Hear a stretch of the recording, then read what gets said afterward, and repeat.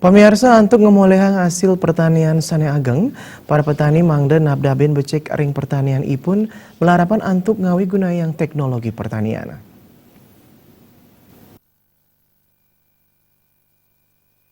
Geginan pinake petani Bali mangda dahat kabuatang, santukan side ngasilang sumber daya alam sane ageng ring Bali.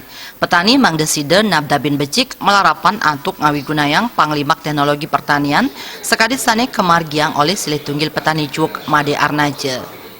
Dani mausang aris sampun ngangen teknologi pertanian, ipun nenten aken lah sanggalah saha tenaga.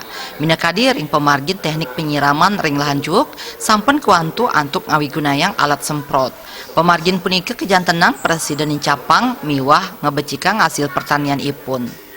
Dengan teknologi yang kalau saya sekarang ini kan mau mengembangkan dengan teknologi yang sedikit modern lah ya. Dengan pakai sprinkle, saya penyiraman itu saya pakai siram sekali satu, kita buka kali sudah berapa tempat kan.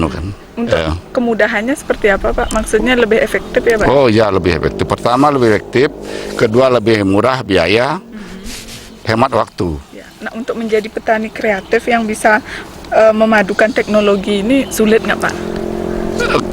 Tidak ada yang sulit sebenarnya. Apalagi kalau saya basic saya kan memang sudah bukan seorang petani ya.